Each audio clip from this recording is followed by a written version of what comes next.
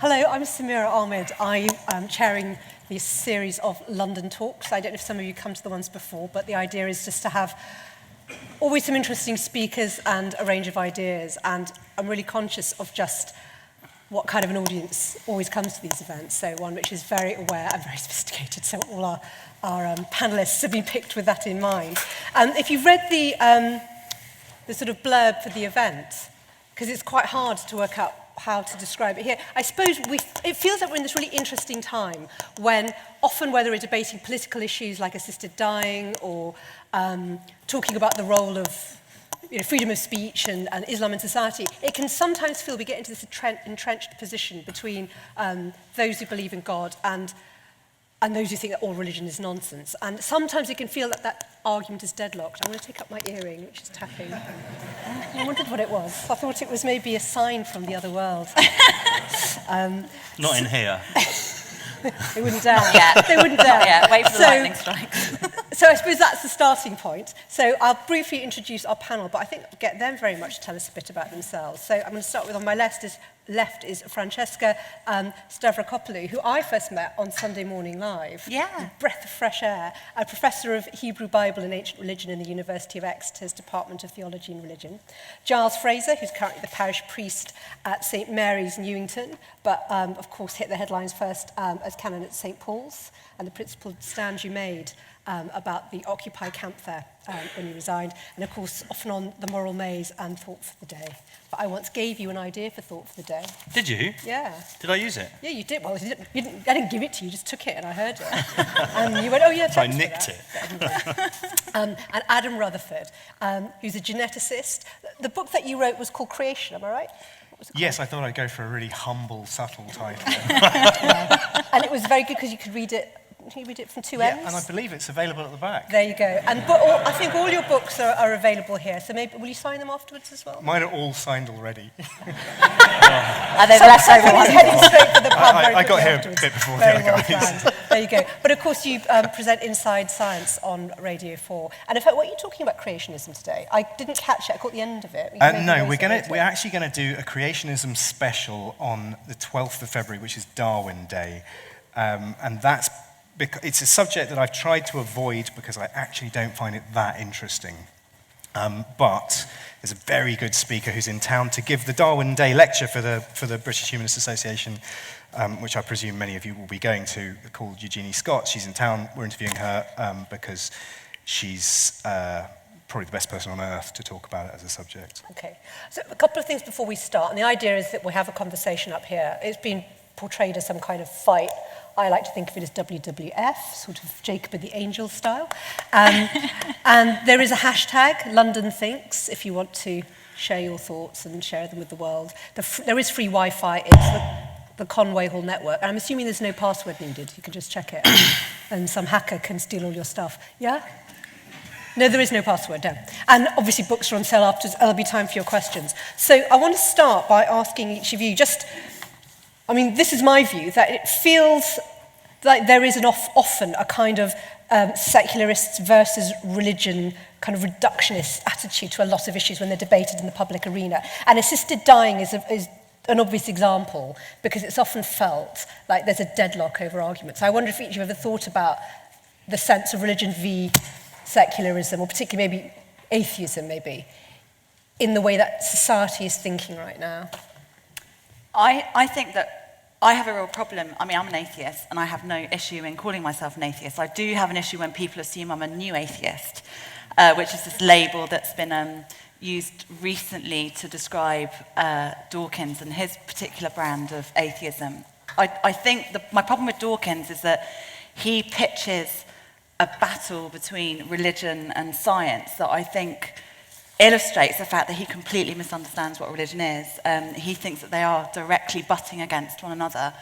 I don't see it that way at all. I think he completely misunderstands what religion is. I think he understands I think he understands a huge amount about the sociality of human beings and what it is to be a human, and whether that's because he's looking for fame or doesn't really understand sociality. I'm really trying hard not to be offensive.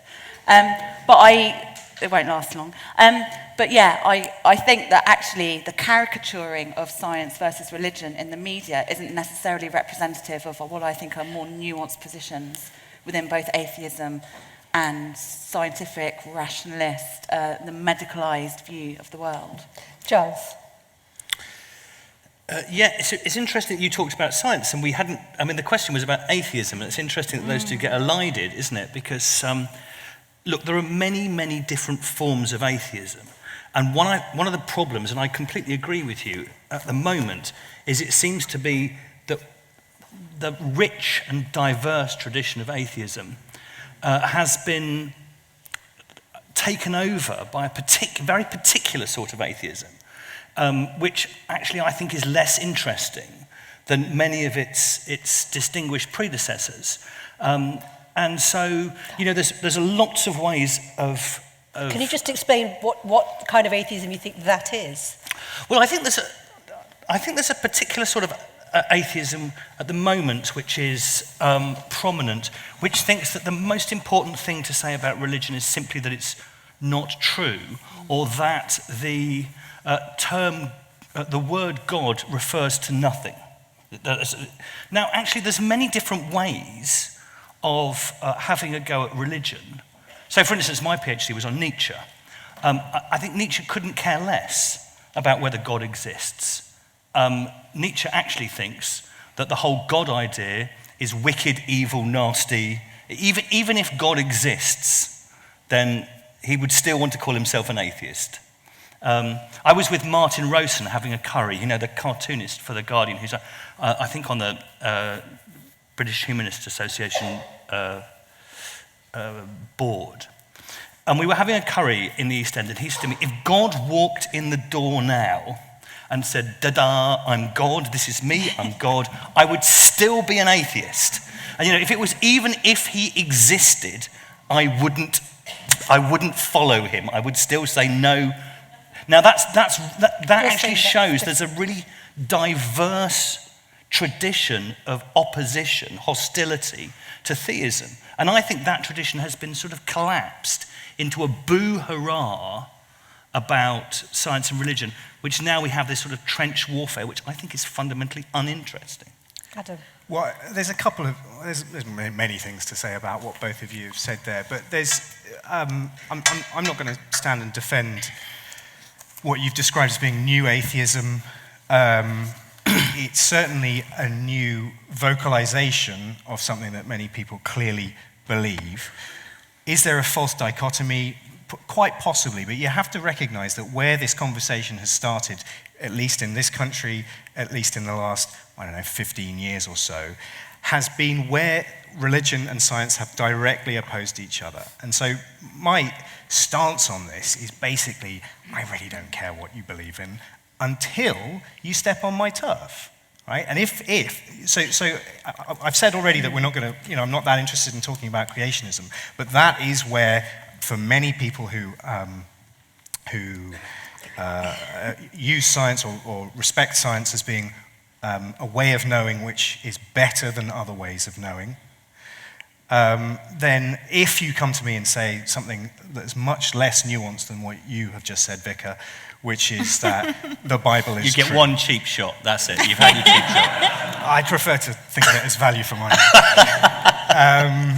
But if you're going to come to me and say that the account of Genesis is literally true and evolution is incorrect, then you've got a fight on your hands. If you're going to come to me and say the soul enters a cell at conception or at 40 days, as it had been for most of for history until the 20th century, then we have a problem.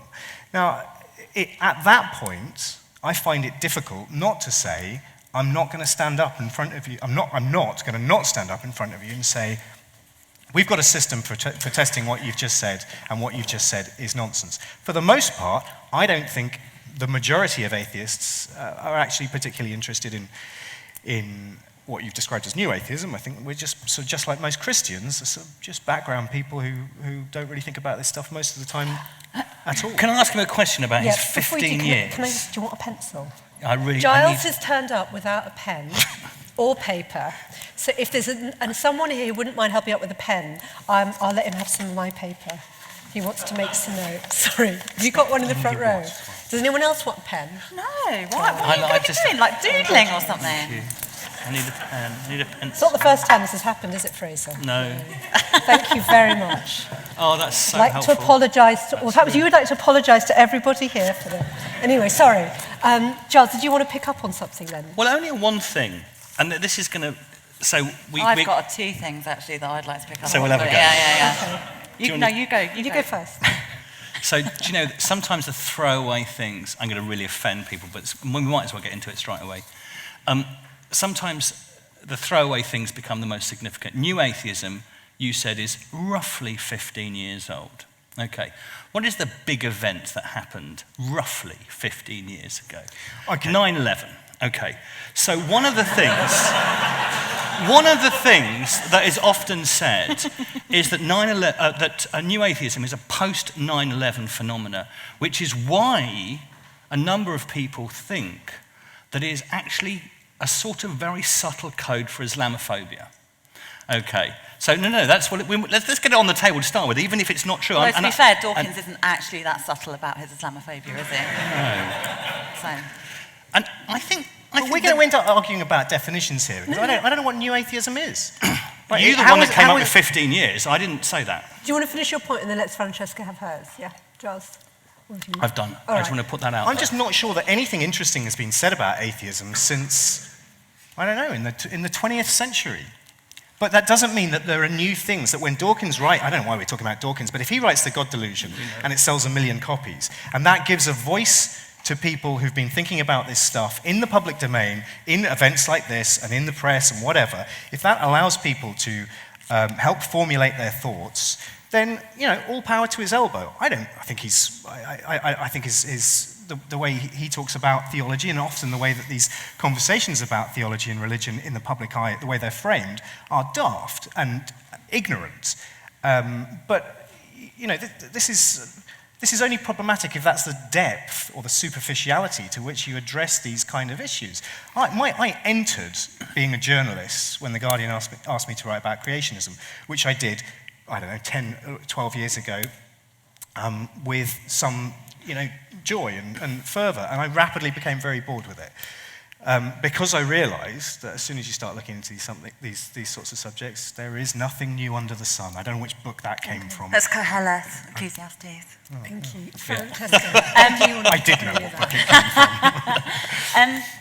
I suppose I was interested by what you said about, if people start treading on my turf, that's when I've got a problem. Because one of the issues I have as a researcher, as a scholarly researcher, is that, and obviously I'm researching stuff about religion, primarily ancient religion, and the way in which certain ideas about what it is to be a human being, to be a person, how they're conceived. And one of the big issues I have with science is that science often presents itself, or scientists perhaps, often present themselves as having an exclusive knowledge, and that their knowledge is somehow better than everybody else's. I do think there are other ways beyond the medical or the scientific or the post-rational that you can understand the world and what it is to be in the world. And I do think that sometimes, whether it's the medicalized body or scientific ideas about where life began, I do think, I've got a huge amount of respect for them. I'm not saying that I deny the, theories about DNA. I'm fully on board with that. I'm a 21st century, kind of a bit more 20th century actually for my sins, but 21st century woman. But I do think that there are other ways to think and express and to talk about being in the world that actually not just philosophically, sociologically, anthropologically, culturally. Yeah, I agree with all of that. And so I will step on your turf to sort of say you haven't got, I do understand that, and I do appreciate that, and I recognise that there are other ways of knowing. I do also think, and I'm not apologetic about this, I think that the scientific method is the best way of knowing. I also think that... The best way of knowing God! what?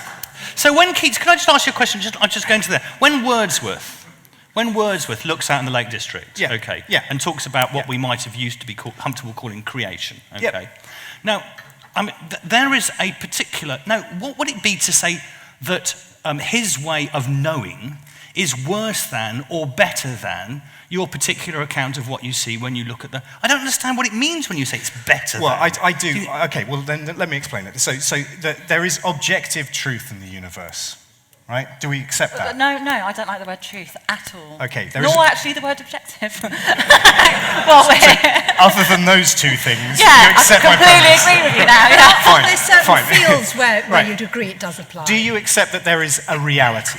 I accept that there are certain things that are rendered most plausible within certain contexts. Now, I'm not denying, so that I'm not some kind of weirdo.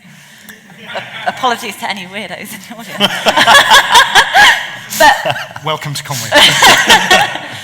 I accept that my reality, my experience of reality, is probably has a huge amount, if not, it's 99% in common with your perception of reality. Yeah. Although, as a little PS to that, you just made me call out to God just now.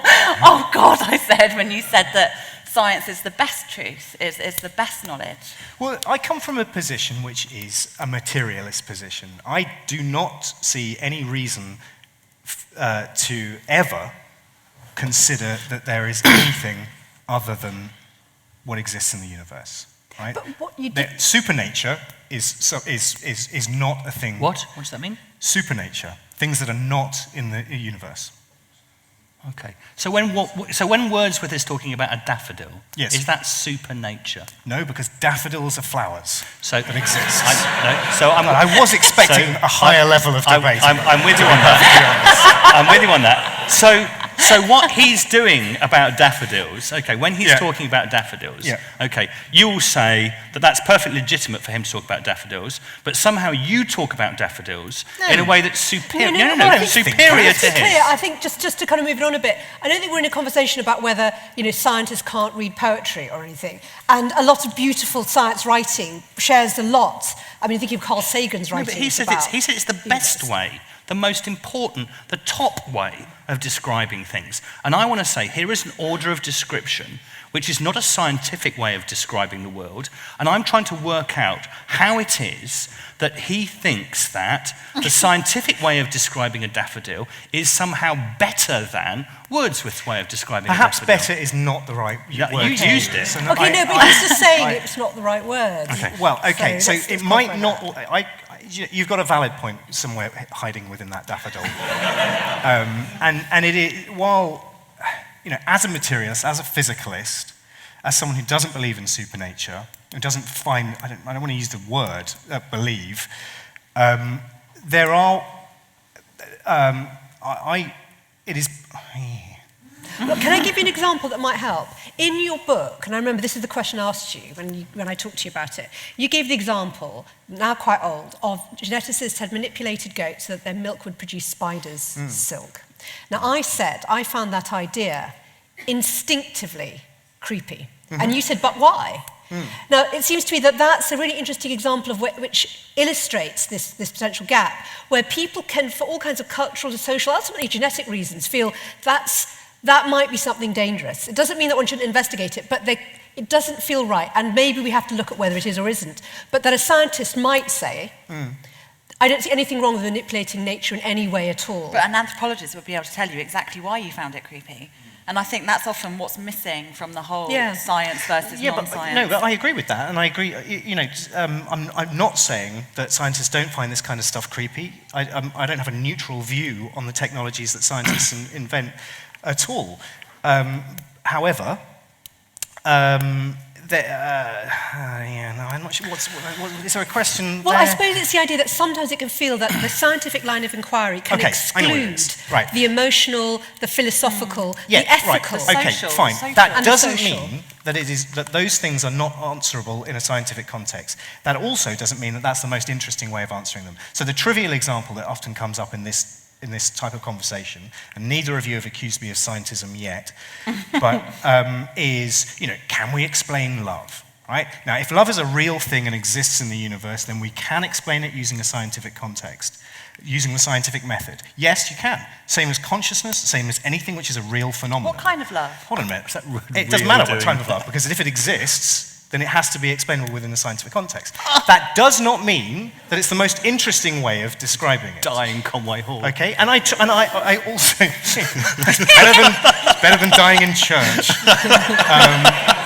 But that doesn't mean I'm beginning to sound like one of those boring guys that we're all four of us agree are kind of boring. But you're forcing me to say this kind of stuff because we're not. You're supposing, or you're suggesting, that there is something supernatural above it that is inexplainable, that is not part of the material world. I'm not suggesting that I don't think anyone is. At all. Giles might be, I'm not. I think it's the idea that it can feel that a lot of issues which are up for debate are sometimes, it's presented there's only one way of looking at it or the other. And it can feel like there's a coldness. And I'll give you an example. Brian Cox came to give a presentation at an event I was chairing, and he gave this wonderful presentation about all that was going on at CERN and how wonderful it was. And he said, I genuinely don't understand why so many people are hostile to the idea of scientists explaining things. Neither do I. Well, there is an answer, and the answer is Auschwitz. And I know that sounds kind of crass, but it is the idea that scientists could be used and manipulated to do something as evil. And scientists didn't do that. So eugenics was at the heart of so much of what the Nazis did, and they mechanized it as well. No, wait a minute. I can't let that pass. But it's part of that picture in which, it's not saying it's right that people sometimes, like the Daily Mail, launch these bizarre attacks on science, but it's part of the bigger picture of the 20th and 21st century in which science has not always been impartial and rational. It has been working for agendas and often for quite questionable agendas. And if scientists don't see that, and sometimes it can feel as if atheists like Richard Dawkins don't see that they might have a bias or a prejudice. That's where the problem is. I can't let the Auschwitz comment pass without just a little bit of further analysis, because this is you've Godwined yourself there. The first thing to say is, at the time, eugenics, which was first coined in the 1890s by Francis Galton, was not regarded as a negative, right? And so some of the people that we regard as many of us here will regard as great heroes were also great supporters of eugenics. The Beveridge was one. The Beveridge report was born out of, he was a eugenicist. And Mary Stopes is the best example that I like to give. Mary Stopes, that great champion of female reproductive rights. The reason... lots of people, back these she was a horror. She wrote love poetry to Hitler because the real reason she was into female reproductive rights was to quash poor Irish people, right? So that they should not be allowed to reproduce. Now, the only reason I point this out is because, first of all, you bandy around terms like eugenics, which are toxic now, they weren't historically. We have to look at those ideas in the cultural context in which they were born. Oh, come on, man. Fuck off, Giles. Right, and that's just like, you can't just relativize eugenics. You can't relativize that. Why not? Why not? Eugenics was a positive thing. This is the man that was talking about objectivity about 2-3 minutes ago, and suddenly you're suddenly... I'm not defending eugenics. I'm not defending it. I'm defending. You're saying, "Oh, this was of its time." No, but I'm not. What I'm saying is that time Samira said that that people have hostility towards science because of eugenics and the Holocaust. Because sometimes science has not been impartial, and science Explain has been... to me what the role of science was in the Holocaust. Coming up with efficient ways to kill people.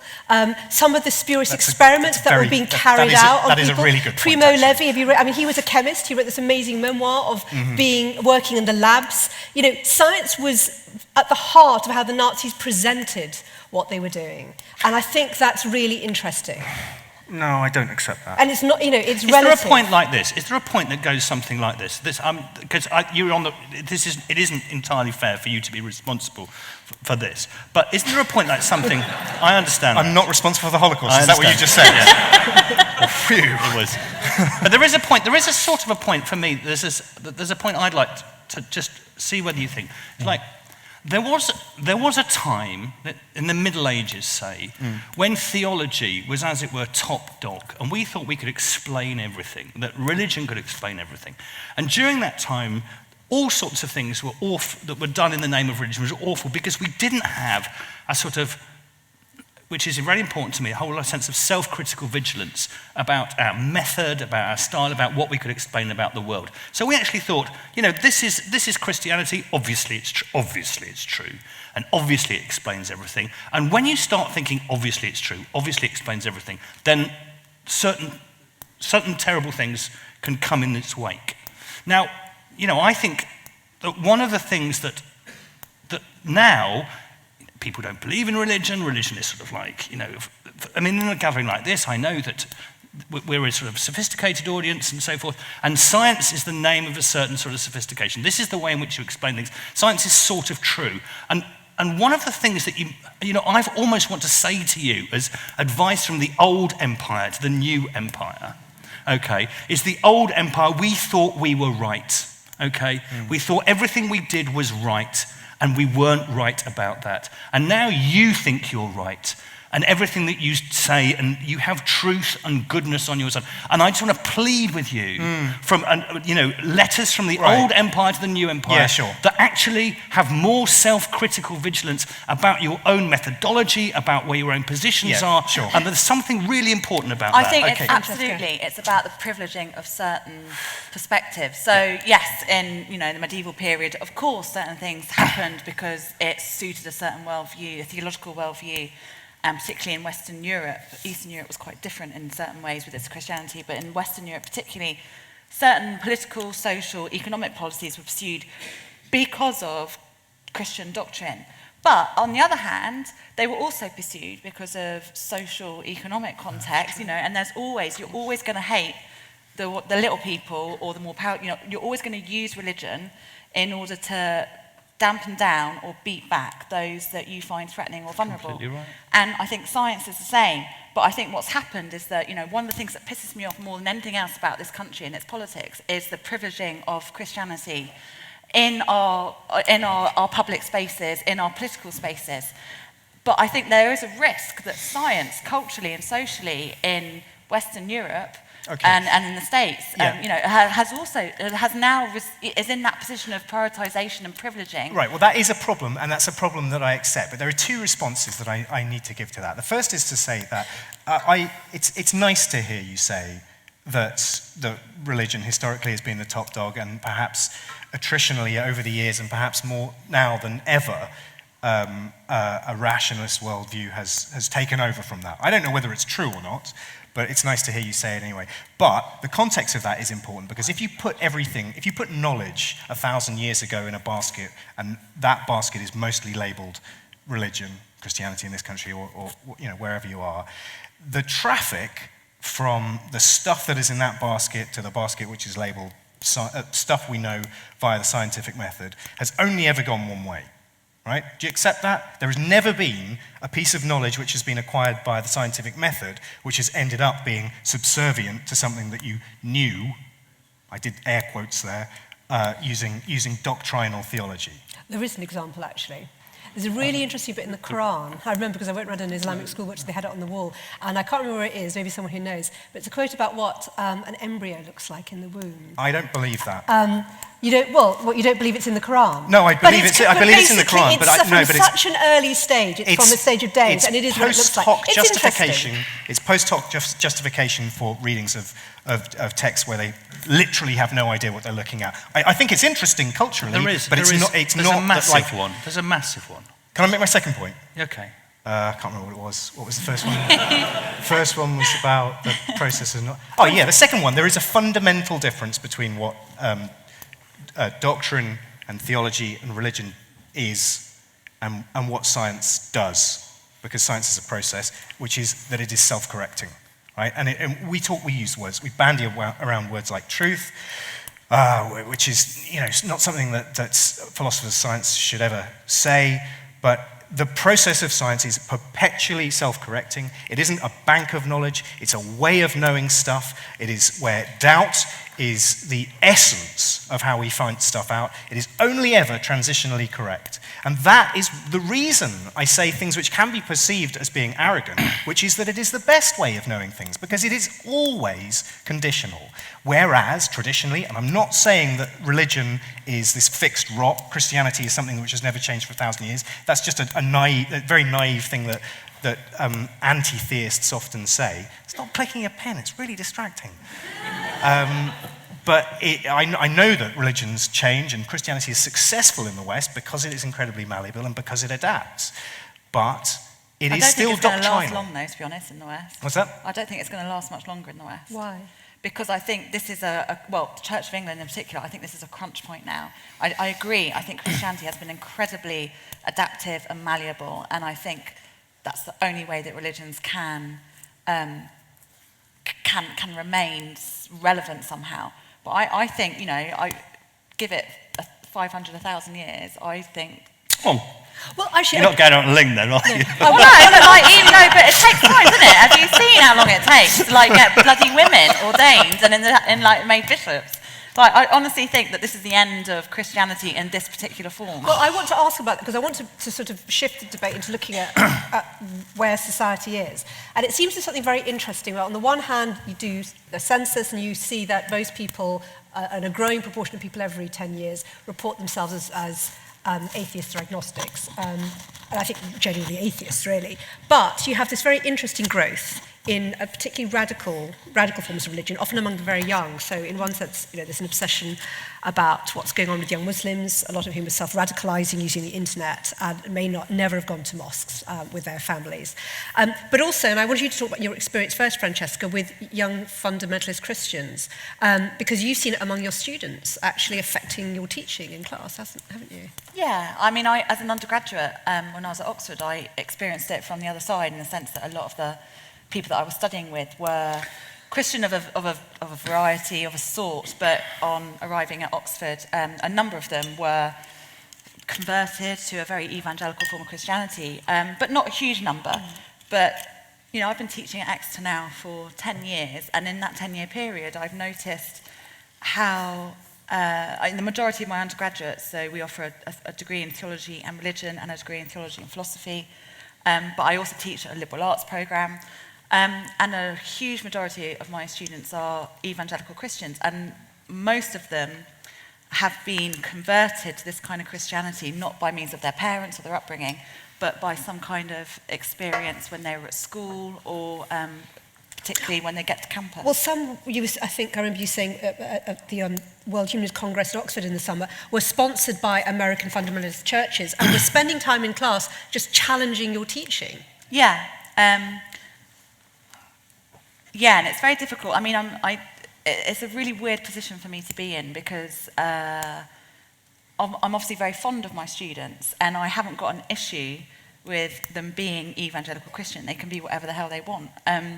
But I do have an issue when I know that some students will say, I'm really looking forward to doing Francesca's module because I'm going to take her on and I'm going to bring her down, or I'm going to convert her. It's a really interesting question, and I want you to take this on next, Giles, and then Adam, because the other example I'll give is Steve Jones, the geneticist, who has spoken publicly about, teaching classes, and these are students who've passed the grades as scientists and are studying at university who are walking out of his genetics classes because they believe in creationism. And that is a new phenomenon. I was an undergraduate which is my point, with which is, Steve it seems very recent. in the 90s, and it didn't happen then. This has happened since 2000. Yeah, when I was lecturing at Oxford, I was doing the main university lectures in Hebrew Bible. Well, Oxford calls it Old Testament, but then it would.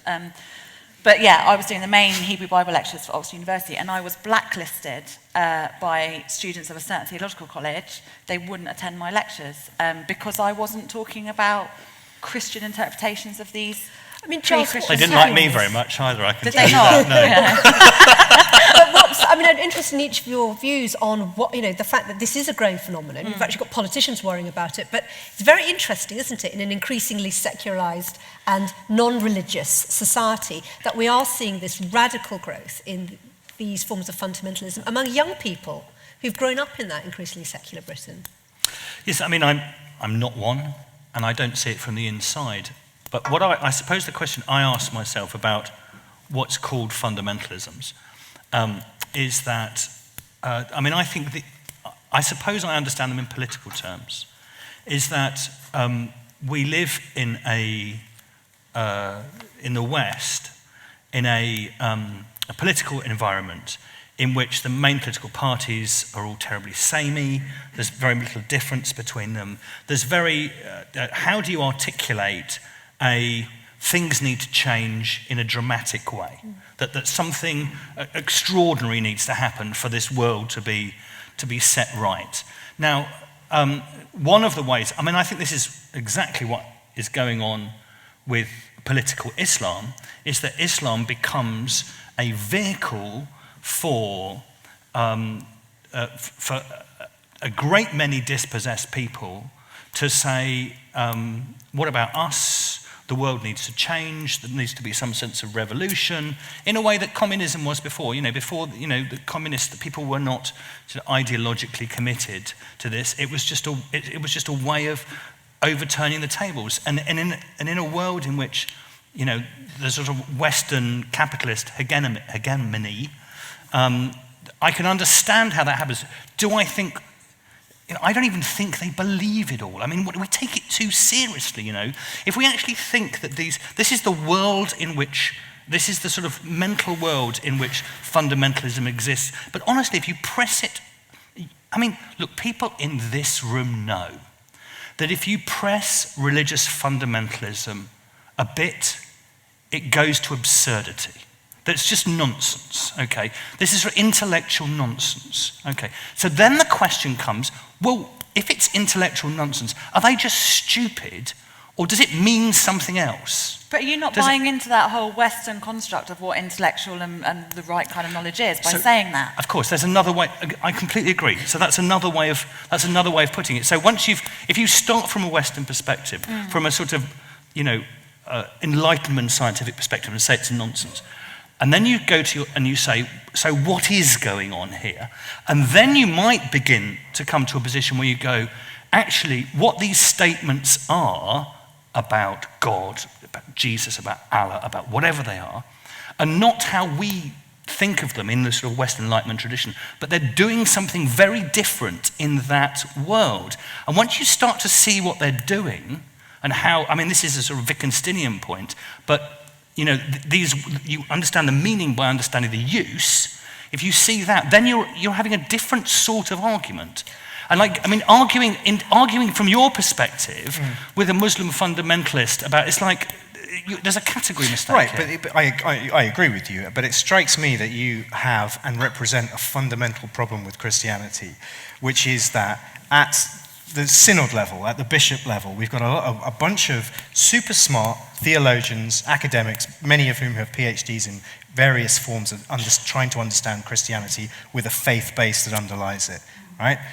And there was a survey a few years back when they asked, at the time there were 129 bishops in the country, and the question was asked, do you believe in the literal virgin birth? And all but 2 of them said, of course not, it's a metaphor. And then they asked regular churchgoers, Christian churchgoers, your flock, the same question, and the answer was 50%.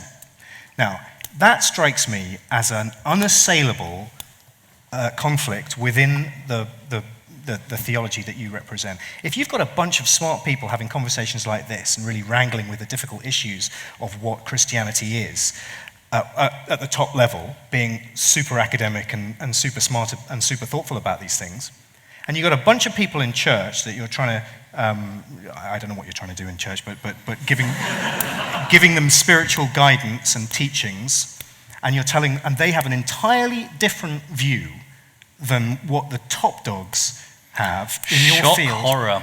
But People you do don't nothing do about. what I say. I don't mean you. But the church doesn't seem, and this relates to creationism, because the church doesn't seem to have any interest in addressing the fact that there is a plurality of theology within Christianity, and B, correcting the ones who are quite clearly so at odds. Correcting bad doctrine. You sound like some sort of medieval. Well, you can't have it both ways. The job is to go out there and correct bad science.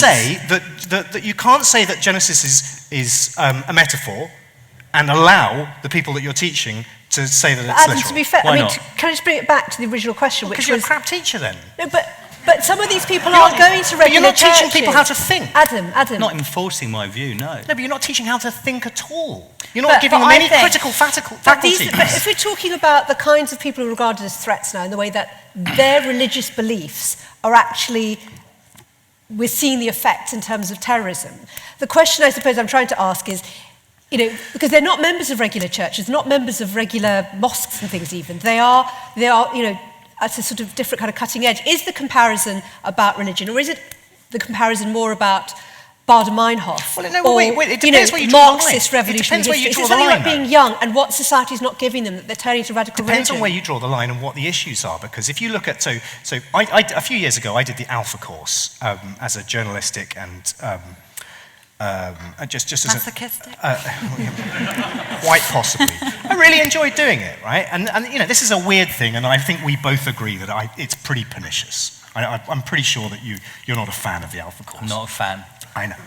However, it is a huge branch of worldwide Christianity, right? It is a huge thing, a phenomenon within Christianity. And at the time, I think I'm right in saying that the only growth areas in global Christianity were Pentecostal in China and North African in London, right? Now, if they're adopting a theology which is based on the Alpha course, which says some very specific things about, for example, homosexuality, about the historicity of Jesus, about other things. Other things? How crap is that as an argument? Yeah. Well, let's just deal with the two that I can remember. Right? Other things. I'm going to write down other things on here. Other things. Right. We'll come to the other things in a minute. But the first two were good points. Yeah. Now, when you talk to bishops or academic theologians, and they say, "Yeah, I fucking hate the Alpha course. It's mental," but it's bums on seats in churches. Are you making the very astonishingly brilliant point that there are some people out in the world who are prejudiced and not very clever? Yeah, and they appear to be the growth sector of Christianity in the West. So it's just like, this is sort of like, so we could make this into, we could make this into a... This is the bun fight you wanted, isn't we're it? We're an elite clever we're an elite clever group. Yeah. Because we've all done PhDs or, degrees in physics or whatever it is. And so we know the truth about things. And there are and we could sit around in here. I didn't say that. You did talk about the truth quite a lot before. And we can sit around in here and we can actually congratulate ourselves on how much cleverer than we are That as is people. not, that is No, absolutely the absolutely. opposite of what I was saying, and you know that, because I'm not declaring that we know things better than other people. What I'm saying is we have You a better... so No, said I'm that saying we have earlier. a better method for knowing things, a self-correcting But I method for think knowing the Alpha things. course is trying to imitate what the scientific method in the Yeah, West has been trying to do. exactly right. And I think particularly when it comes to, when you cited the survey about Exactly right. X percentage of, percent of bishops don't believe in a literal virgin birth versus, X, 50% of parishioners. It's partly, Christianity has kind of made a cross for its own back. Sorry, I'm here all night.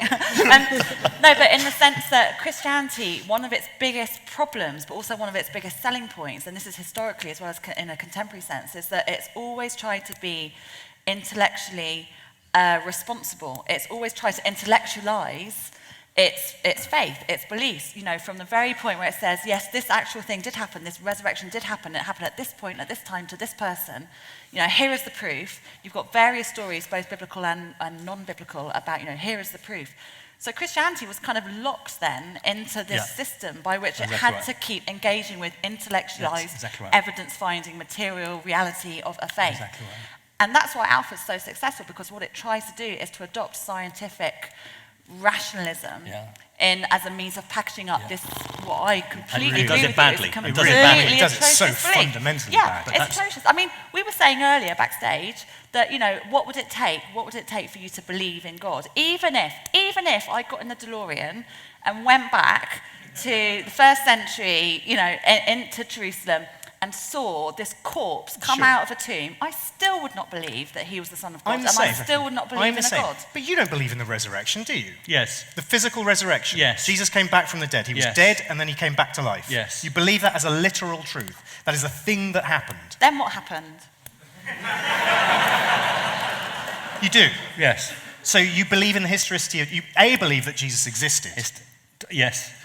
And you believe he died.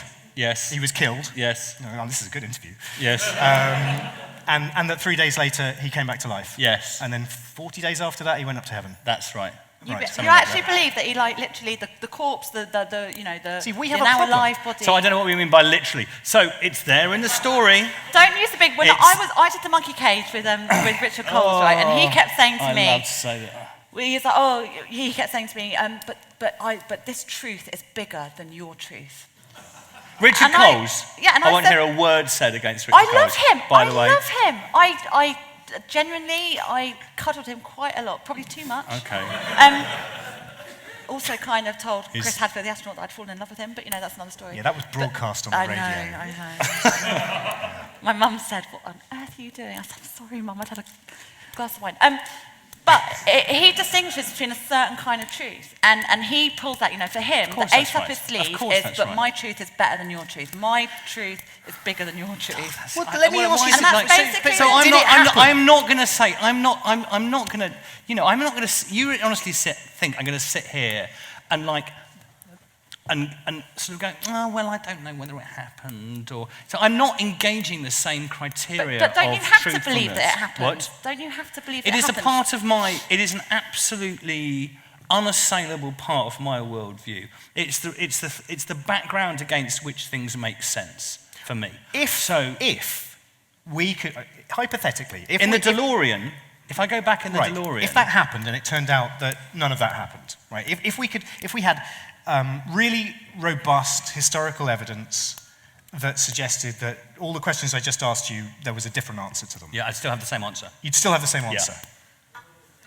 Yeah, but what we're interested, that's exactly right. That's the point where we go, obviously we're talking at cross purposes in some ways here. Because nothing is going to count as evidence for the fact that I see the world in a different way. And that's exactly right, because even if I saw the resurrection in the DeLorean, Exactly I still right. wouldn't believe that he Which was Exactly brings us to right. the point you made at the start, Adam, which is, Yeah. in a way, it doesn't matter, except when there's a sense of crossing the line But see, this is the thing. So into territory where it affects. I'm down with Jesus' teachings, right? He was a good guy. Not all of them. He was a no, bit of a... not the crazy apocryphal Okay, stuff as well. No, that's the really interesting stuff. Well, The the apocalypse world stuff is going to come to interesting. an end. Right. No, It's he called ripped, climate change. He ripped all of that No, off. it's universal heat death, and we've got loads of time. He wasn't Okay. great.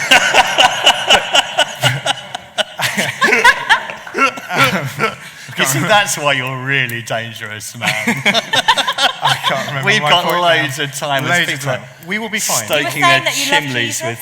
Yeah. We will be fine. Look, what sort of bugs me about this, and this is why the conflict arises, is that does it matter?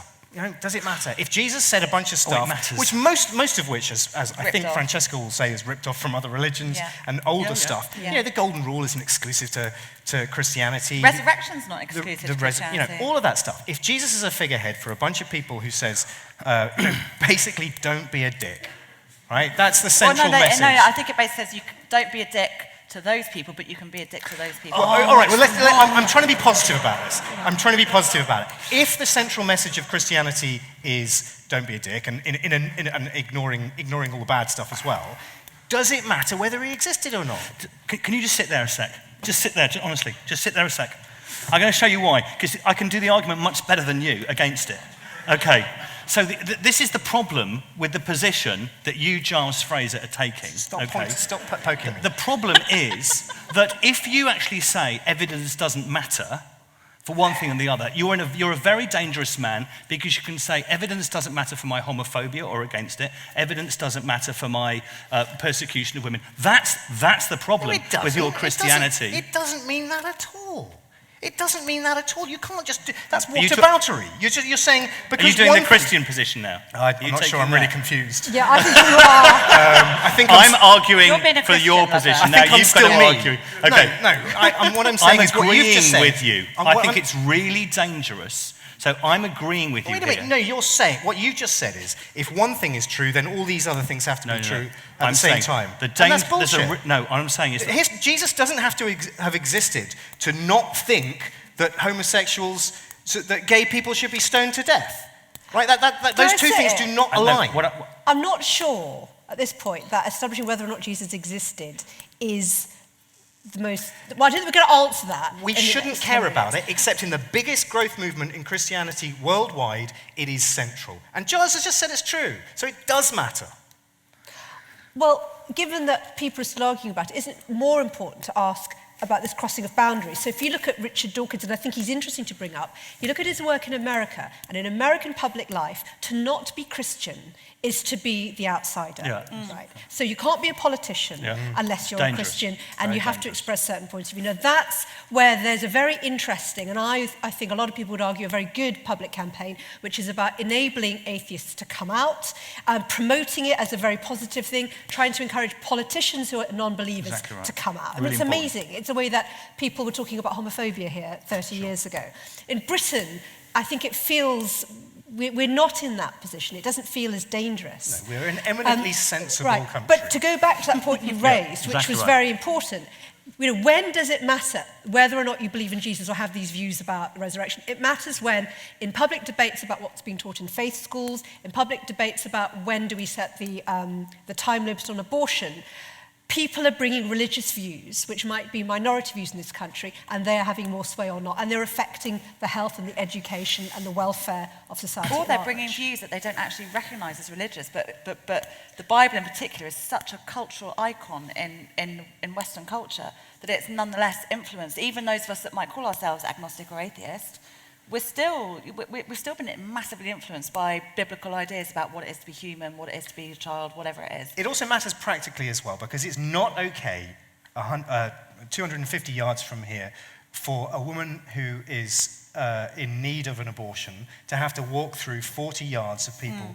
showing her pictures of aborted fetuses. And they do that because their interpretation of this book says that they are correct, and that action... But they do have the right to protest. That's a practical reason. We're not just talking about the creation of the earth and Genesis versus... But you've what done that actually There are atheists. Hang on. There are atheists who are against abortion as well. So it's not simply. Yes, that's true. It's not simply. Those guys aren't standing in front But of equally, those abortion. people they have are. the right to protest outside of those places. Well, those guys are dicks too. No, well, I mean, I agree with you about the politics, but we're not talking about the ethics and the politics here, because I will share your view. We're talking about whether it's legit. I mean, I don't know whether it's legitimate. But I think we need to move it on to ethics and politics, because this is about the reality in which people are living with their choices about whether they believe or not and how they negotiate life. And I mean, one of the people I'm most fascinated by in humanism is Andrew Copson, not least because he introduced me to Buffy the Vampire Slayer, which everyone knows. But his work on... Yeah, I know, this Buffy was the Vampire Slayer. I love Andrew. Andrew Copson and I still only just got as far as the Battlestar Galactica box set. I'm kind of 10 years behind everything. But...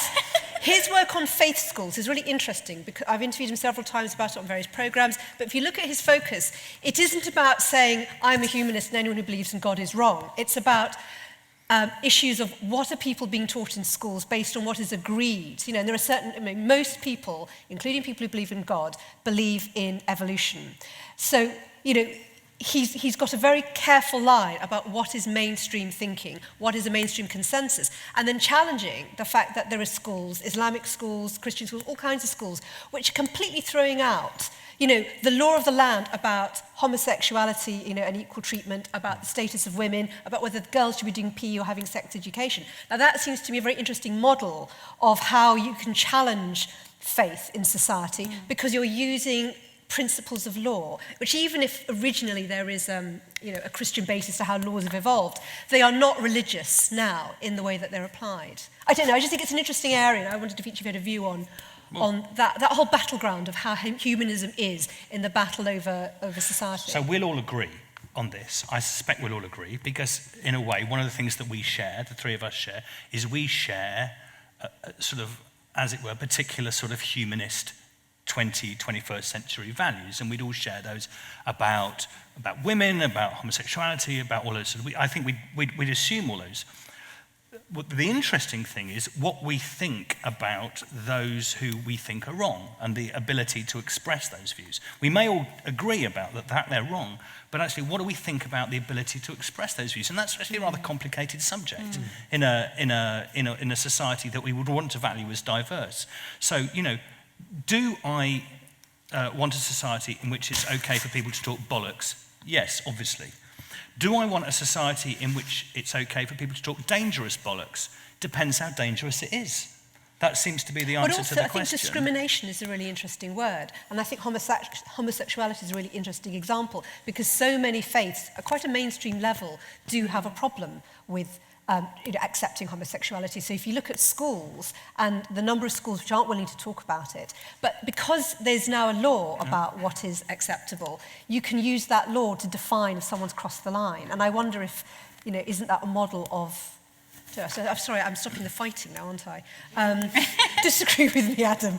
But I'm just interested in how that law is quite an interesting counter to where faiths are crossing the line, even though homophobia is still a really big problem in society. Yeah, it certainly is. However, I do think it's worth noting that, as I said a minute ago, we do appear to be an eminently sensible country, and I do believe that. And it is noticeably different, particularly in the areas that I know best, which are to do with how science interacts with religion, particularly creationism, but also climate change as well. We have a better framework in this country for having sensible conversations than exists in the US. Now I think that's interesting sociologically, right? I'm pretty sure you could talk about this much more eloquently than either of us two fools.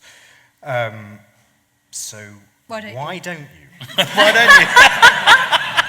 Thank you, Adam. You'd so open yourself up to that one.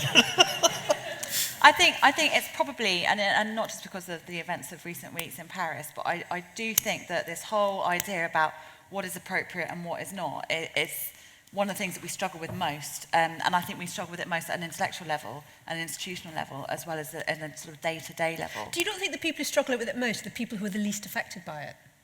Well, that's the history of Christianity, right? No, but I'm thinking You've got a bunch of celibate people who live in Rome who've never had sex telling us who can and I don't can't think they have are. sex. I don't think that's true, actually. The most irrelevant comments actually, as ever. Such a bad joke, I, such a dangerous joke.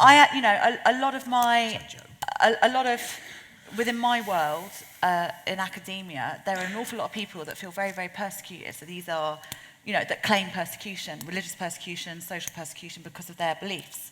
And this is primarily evangelical Christians. And, some of them are professors, some of them are students, whatever it is.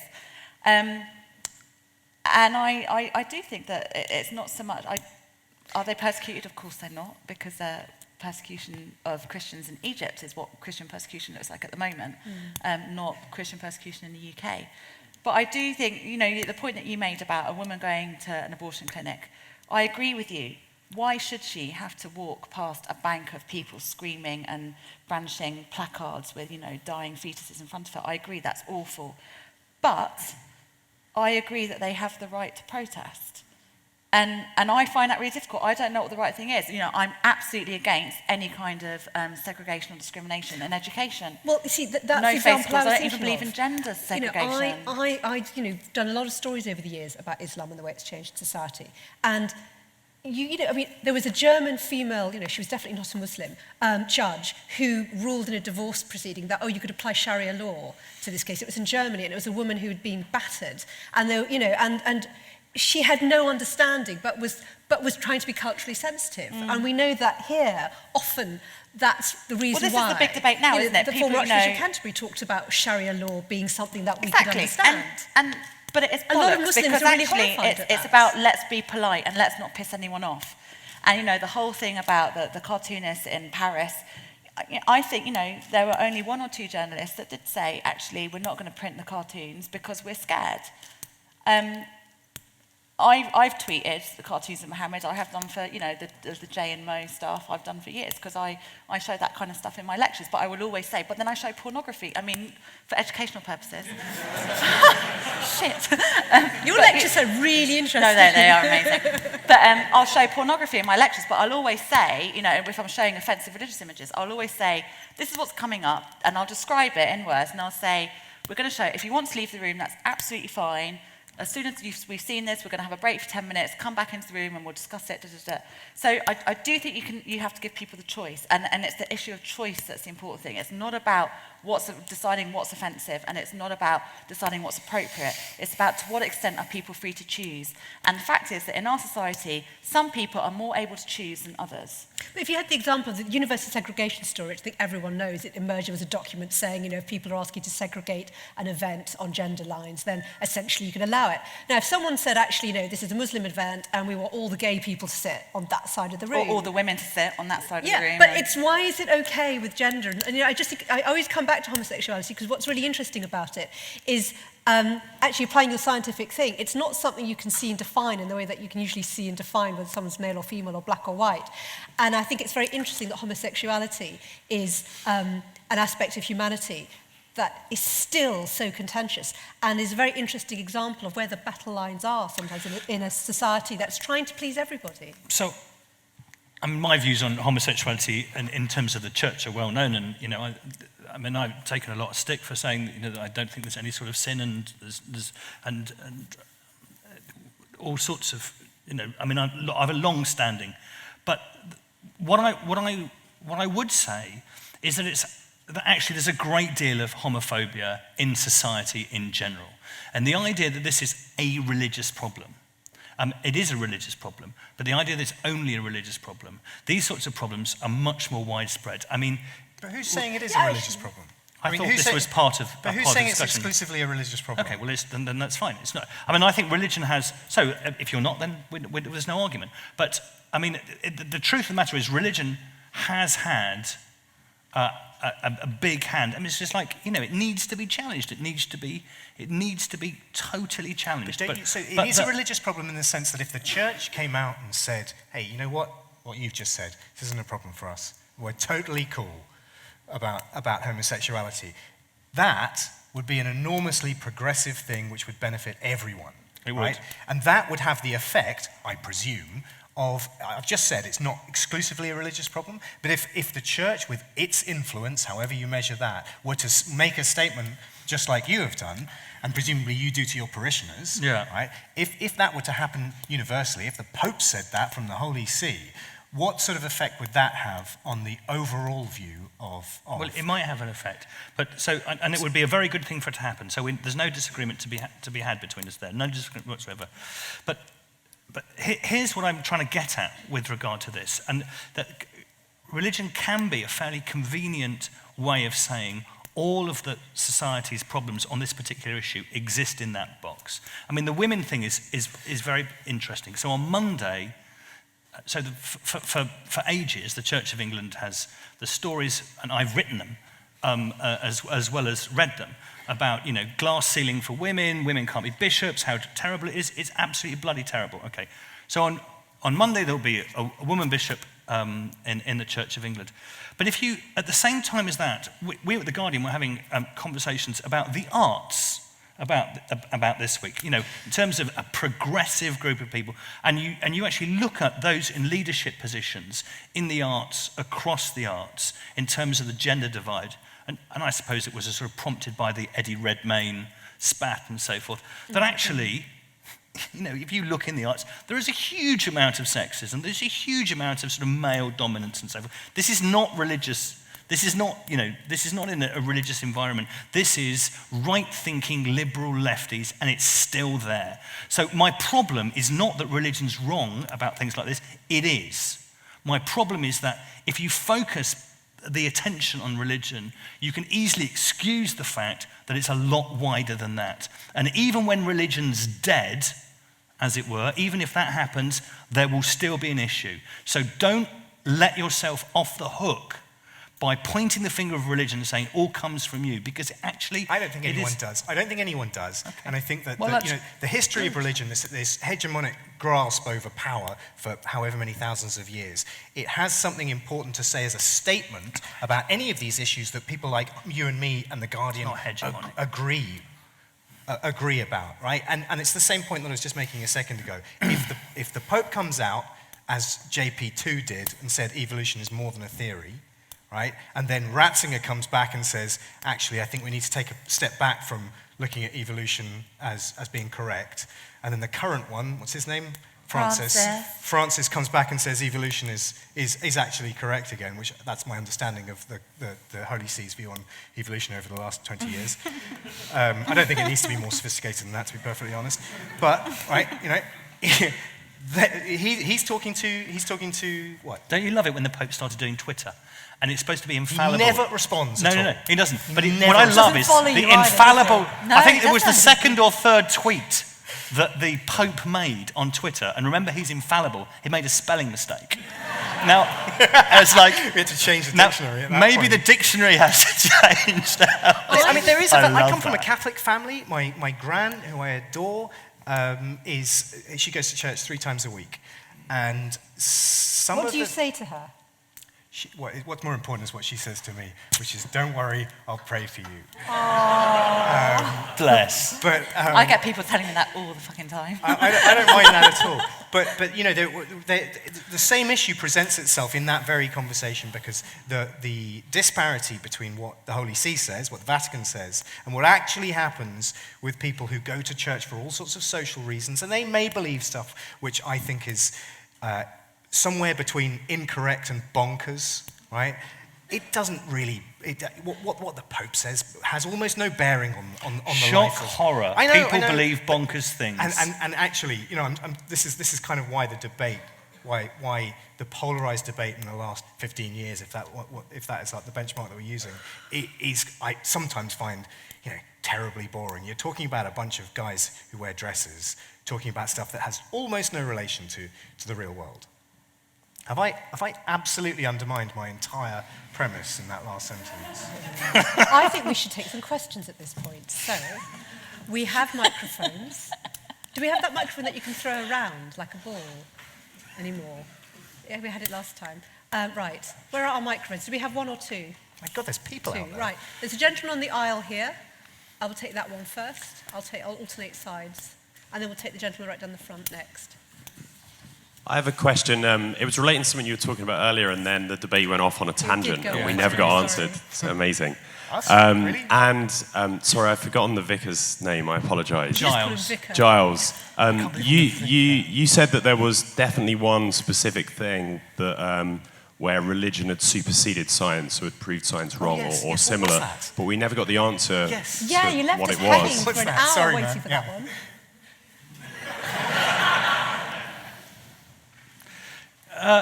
You first get was me the- to go back Was it into a because bit of the conversation. It's just like, let me just do that Do mental you leap. remember I mentioned Samira the said thing ex- from the Quran, Right, the bit the about the embryonic- embryo, and you said, no, yeah. there's a better one. Yeah. Yeah, you A did. huge Do you want to take a moment to think about it? No, I've got it. Oh, you got it, okay. That's all right. I don't need to think too much. Clearly. Yeah. It was a joke against myself. We're old. I think we do this a lot. I think there's something to do with this business about self-critical vigilance, which is rather important for me. I mean, one of the things that I most value about my tradition, and I mean this, I really mean this, is how crap it is. What I mean by that is the roots of my intellectual, the way I'm nourished intellectually is very fragile. And that I recognize the basis of so much of what I say is challengeable, questionable. So doubt is a huge part of the way in which I see the world. Now, if I want to say one bit in which I think that the progress, I think a lot of what I have to say is a hostility to the idea of progress, is the idea that we're now in a position where the roots of my intellectual worldview are solid and secure and stable and are right and are true and are better. Now, there's a bit of that which I think is incredibly dangerous. And that I would much prefer, ethically, morally, the person who recognizes the sort of crapness of their own intellectual tradition but tries to work with it, than the person who has no sense that their intellectual tradition can admit of danger, falsity, or crapness, You variously just described understood. science. And no, but you see, can I tell you why? Can I tell you why I really disagree with what he's just said? Is because the level of applause that has just had. Because what you think is that I have a method, and this method is so solid because it involves this, that it can never lead me into any sort of, it can never lead into anything. And so you have these people who are enthusiastic. You would applaud it. You would just like, yeah, cheer, the boo-hurrah. Now that cheer is what worries me. That cheer is the sense that, and this is a place for that cheer, but that cheer as if we're right, you're wrong. The only people I worry about in life are the people who think they're right. That's it. Okay. I can't hear you, sorry. The cheers for The doubt. cheer was I for don't doubt. see the doubt. So you, Okay. Okay. and you cheer enthusiastically for it. Then we All share. right, all right. Then we share the same perspective. Cool. Let's take the next one. Hi there. This is going to start as a comment and may end up as a question. Can you I keep things concise? To Yeah, the absolutely. different No, ways? no problem at all. I think right from the very start of this conversation, one thing that was kind of missed was the difference between knowledge and experience. Knowledge and science's attempt at a more accurate representation thereof is different from Wordsworth and an explanation of his experience. And that seems to me to be somewhat of the difference between science and a lot of what happens in religion, because you talked about intellectualizing, and oftentimes I think what happens is someone experienced something, intellectualized it, wrote it down, and people take that as holy writ, literally, when, and it sounds kind of plausible and scholastic and whatever, but ultimately it is, first and foremost, an experience that hasn't been checked. It's someone's personal interpretation of things. Also, just very quickly, So Wordsworth could be mistaken about well, daffodils. Wordsworth was describing an experience. He wasn't trying to be scientific. He wasn't trying to say how the daffodil No, came he to wasn't be. trying to be scientific. No, exactly. And just very quickly, that Galen thing about embryology, that was lifted almost entirely from Galen. The Quran thing about embryology was lifted almost entirely from Galen. Greek scientist. Okay, Yeah, no, so. well, there's a whole thing about texts that you probably know. I suppose you could describe an experiment as experience, isn't it? Just an observation.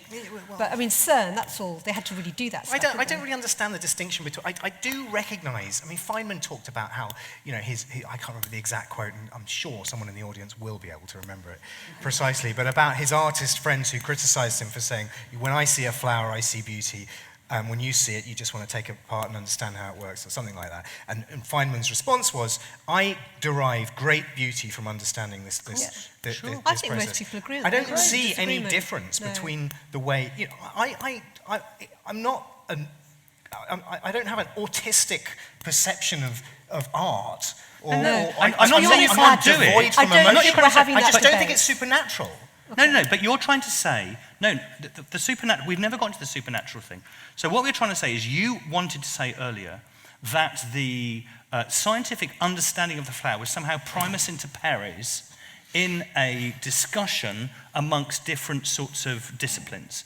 So if you were talking, and this gentleman here I thought was also saying that it was primus inter pares, it was somehow superior to understand a flower scientifically than it was to understand it. Now, I'm not trying to say you can't understand it as something beautiful. I just it just riles when you say that it's superior. In what is the superiority of that particular perspective? What you're justifying it? How do you justify its I think superiority? we've had that thing, so- Not that it's wrong. You can do beauty.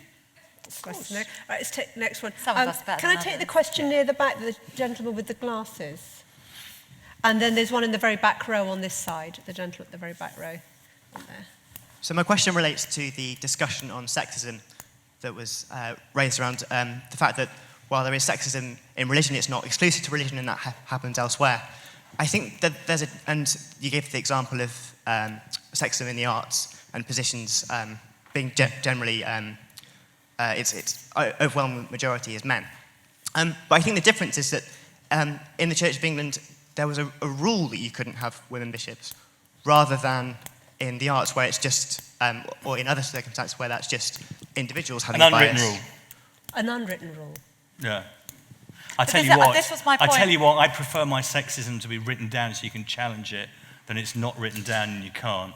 That's actually a really difficult. But that's a I really do think, but difficult the challenge. sexism that we Francesca. have, broadly in society is exactly the point I was making about the Bible as a cultural icon.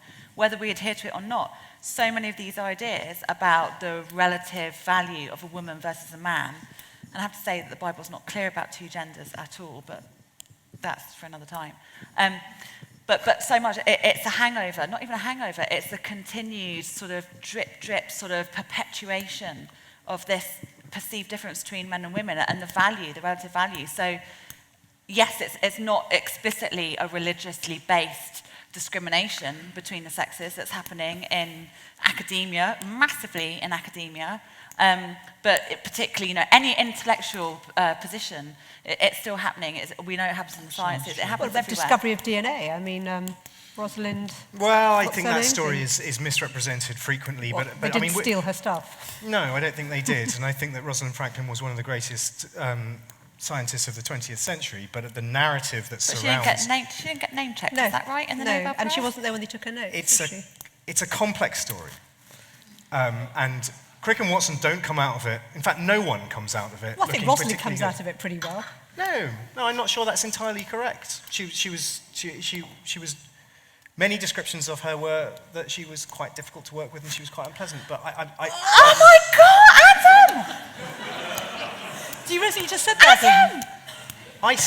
Yeah, I do know. I just said that. I also know that other descriptions of her in Paris, where she worked before she came to King's, was that she was very jovial but you and know easy that to get that's on like with. the most standard trope that traditionally patriarchal society I reverts do to know is that. women I are know very this difficult. story Don't know inside their out. place. I'm Yeah. simply pointing Anyway. out things that are... I didn't even say that was my opinion. I No, said no, that some descriptions I of know, her I'm just were that. footnoting for you that It's that's just that what you we're said. so glib about these things. We're so glib about these stories and say, well, what about Rosalind Franklin? Well, yeah, if you want to know about Rosalind Franklin, there are hundreds of books written about her, and there is a really sophisticated way of we could talk about that all night. I'm the a whole great narrative defender of of certain her. scientific discoveries can be challenged if you start to unpick these unwritten rules about how women might have been treated. But we don't have We're to definitively conflating a argue that whole now. bunch of stuff here, which is that the world is sexist, and billions of people on Earth are misogynists. And then you throw in Rosalind Franklin as if this is something that I'm responsible for, when actually...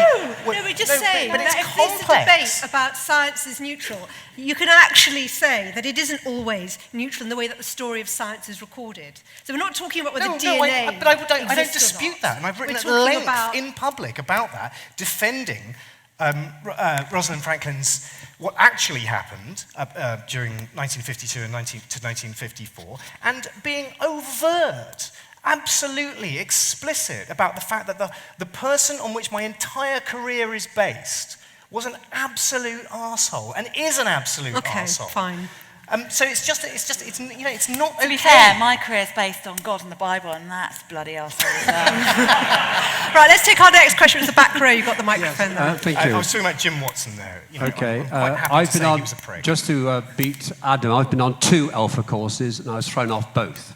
But I'm a scientist. He's what, But my impression I this can't evening see or hear this man. is a bit like Strictly Come Dancing, is that we're on a bit of a journey of understanding everything, and certainly understanding the whole scientific base. I mean, the multi-universe, where 80% of our energy is in the universe. We don't understand that.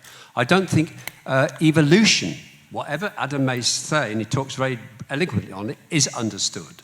And the question I want to ask is, I think it's uncertainty, really, in all our cases, that we must be at the center of everything, from Christianity through to science, and all of that. It's the uncertainty. And we should consider ourselves coming together, enjoying each other's company, whatever diverse views we have, and trying to understand things. That's what I think that we are inclined to do that. But one final question to Adam. My understanding of genetics is that they now think there is a designer in the sky, because the libraries by which our genetic structure is made up from looks as though it's been actually organized. I'm not sure whether you're familiar with that. There is no kind way for me to say this, but your understanding of genetics is wrong. And I doubt, you alluded to uncertainty, and absolutely, I said it earlier today, doubt is the essence of this process of understanding that we refer to as science. There are different levels of doubt within the different disciplines, and where our banks of knowledge derived from the scientific method exist. Yes, we don't know what dark matter or dark energy is. I'm not qualified to talk about that. When it comes to evolution by natural selection, let me phrase it like this. It is a law which is robust enough, I think, such that it is unlikely to be fundamentally wrong in perpetuity. Right? That doesn't mean to say that our understanding of evolution is perfect. It isn't. As I said earlier, science is an ever-moving target. These are always transitional fossils that we describe. However, you say you don't understand evolution. I do, right? And millions of scientists out there do. And we work at trying to refine our understanding of how evolution works and how genetics works. There is no reason to suppose or presuppose that there is evidence of a designer in DNA. There just isn't. Okay. And it's fine for you to think that. It's just that you're wrong. Tell the horse baby story. Okay, I'll take the one from the very front, the lady in the very front row here. And then I'll take the gentleman with the beard, second in the middle there. That's you, yes. Hello. I want to go back to the point about the scientific truth being the best way to understand things. Religion. See things. Well, it sort of is about religion as well. And I asked this question as an atheist and someone with a science degree. So the example is someone who's been bereaved. Science says that their loved one who they're grieving is dead, but their faith might say that their loved one is in a wonderful afterlife or will be reborn. And that belief helps them get over their grief and helps them move on and come to terms with what's happened. So could you really say in that example that the scientific truth is the best way of understanding things if it helps someone in such a way? I've got an answer to this. If it's true, yes. Yeah, if it's true, true is important. True is important. Don't be Is so... it best? Is it best in this example?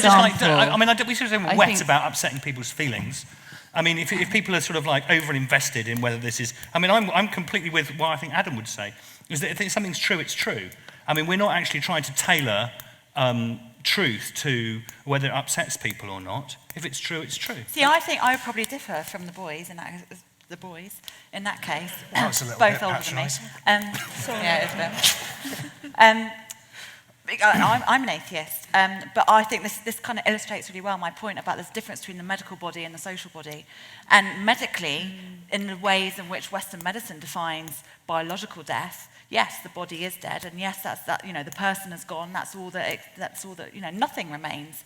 But on the other hand, even the most, in this secular or post-secular age in which we live, actually, we do have a remarkable ability as human beings to maintain our social relationships with the dead, and particularly in material form, whether it's going to a grave or holding on to the ashes or whatever it is. So actually, even though biologically and medically, both of which are Western constructs in this sense, there is no person, socially, of course there's still a person. Yeah, and that's exactly the point I was trying to elucidate, really. That I said, as a scientist and an atheist, blah, blah, yeah, exactly. Because I don't believe and that's that. Why science isn't best, and that's why science isn't true. I've experienced bereavement where people who an atheist could easily believe that. Can I finish what I'm saying now? One sec, let's just let her finish briefly. Go ahead, finish your point briefly. The reason I say this, and it's quite personal, is because I've been through bereavement myself, and just believed that the person who's died is dead, but other people in my family have believed that the person who's died has gone on to heaven, and that's how they've dealt with it. And I've sort of, seen them find strength in that. And I think for them, in their personal situation, that religious belief is best. It's better than the scientific truth for them. So that's what I was saying. But you don't have to frame it religiously to have an ongoing social relationship with the person. I was really supposed to be challenging Adam, but I think Adam's spoken. If I am so egotistical to think that I might have a legacy after I die, I hope it is in the behaviour of my children, or the behaviour of people... But not just that, but would it matter, and I'm sorry to bring this up, but, would it matter to you what your children did to your material remains? What, if I was dead? Yeah. You know the answer to that. No, really, think about it. Your materiality as a social being, like whether it's a grave or some kind of memento of you, like your favourite jumper or your aftershave. What if your consciousness it matters material? to me until the point that I die that they should choose what happens to me in a way that is most satisfactory to them. To me, I don't give a fuck. You see, I'm a total atheist, always have been, always will be, but I've written an awful lot about corpses and death and anthropological rituals of concerning that. And I've realised that there are certain things that I do not want to happen to me when I die. And I'm an atheist, I do not want certain things happening to my body when I die. And even though I'm a complete atheist and I completely, but I just... But that's a social being. And it's about my social personhood. And I think, honest. Actually, if you were pushed... Exactly right. You would know that there were some things that you didn't It's true, want. actually. But anyway, Yeah, it's true. Samira said it. I said so, and I'm right. Samira said it. Samira says it's true. Just want to be clear. Samira said yes, go ahead. I'm going to start by saying I'm not an atheist. Who let you in? We're both going to burn in a minute, to combust in here.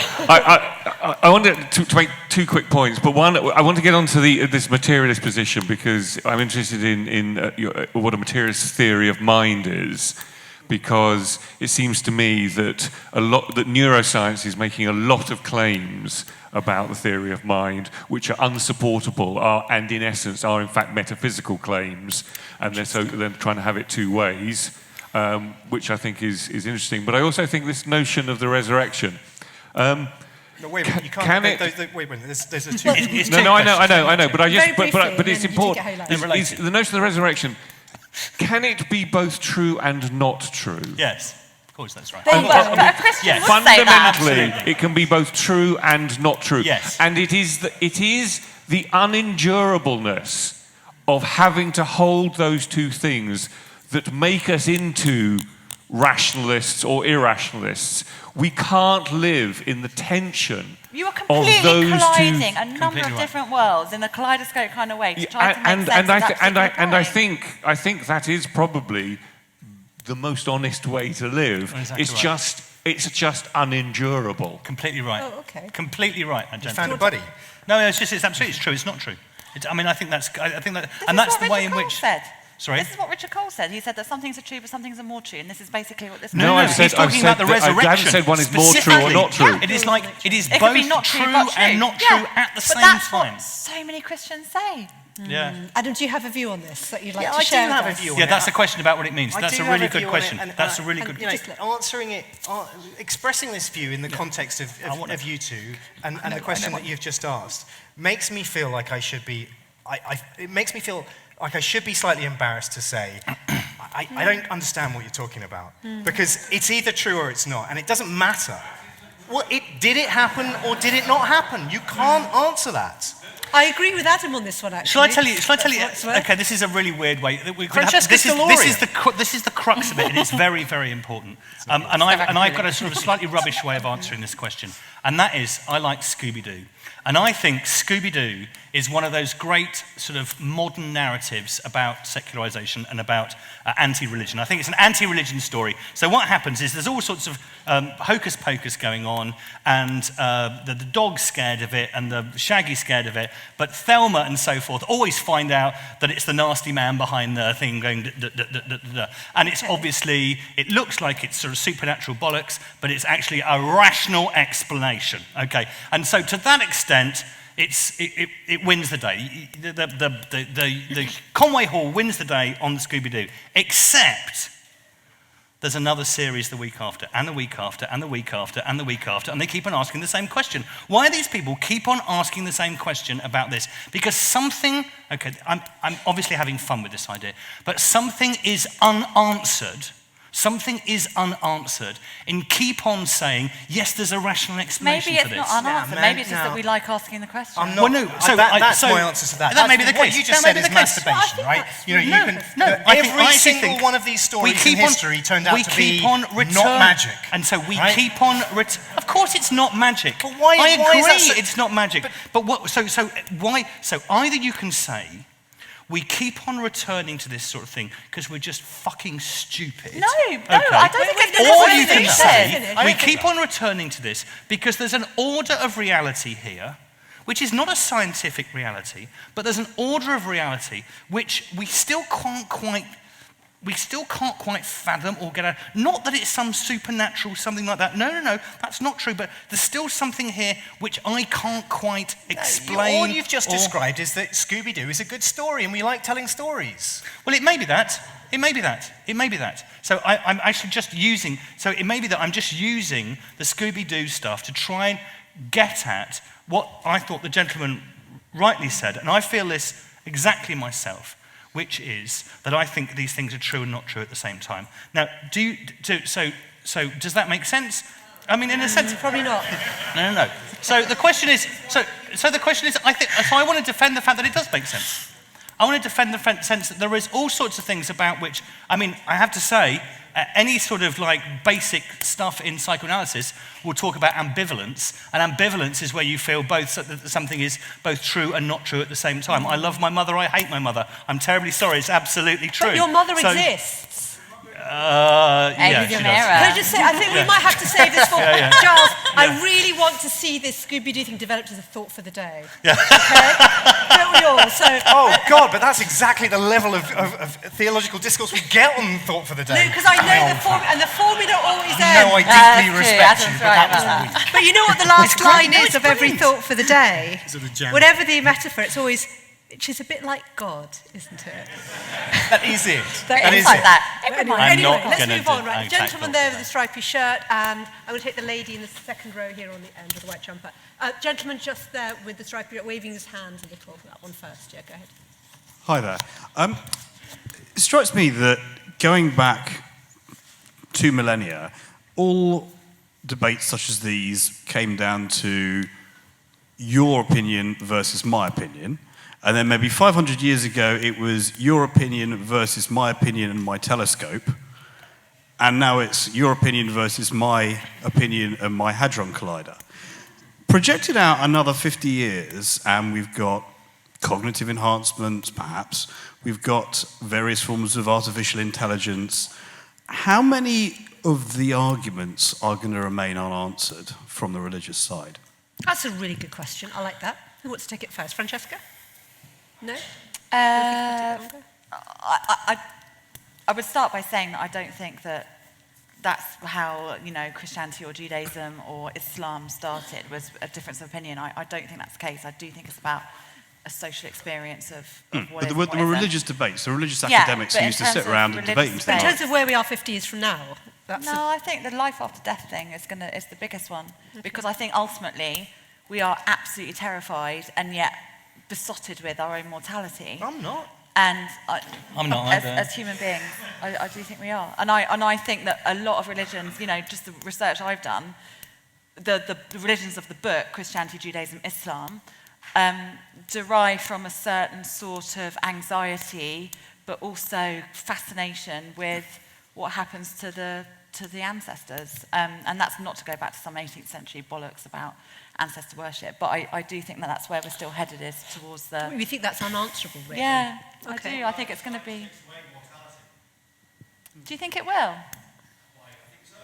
That's what I'm interested in. That's why I'm interested in personhood and the sociality Science of being. takes away mortality. Because if it takes away our mortality, and this will make me sound a little bit like Giles, which I'm slightly nervous about. If science takes away our mortality, does that take away our personhood, our humanity? And I think that's what's really interesting, is that actually the more that we do have scientific interventions into how we live and how long we live and how we die and when we die, I actually think it will change the way in which we think of what it is to be a person. Are we fundamentally different now in the 21st century, where our average age in the West, in London, is in the 80s, compared to how we were 100 years ago or 200 years ago or 10,000 years ago, where we were biologically the same as we are now, but our life expectancy was, massively reduced? I think women are, just because more of us are, there are more of us who aren't as pregnant as often, there are more of us that aren't dying as a result of children. But I do think that there are certain things that are very different, and I think it's this idea that we can control more certain things about our day-to-day well-being, and that's mental as well as physical. Giles? I'd like to say to the person who asked the question that I want to sort of distinguish between two things, which is questions that are answerable and questions that are not answerable. And questions that are answerable scientifically, we may not know the answer yet, but one day we will. And some people mean that's what they mean by mystery. So it's a question to which there is an answer, but we just don't have it yet. And more people in laboratories will end up finding that out for us.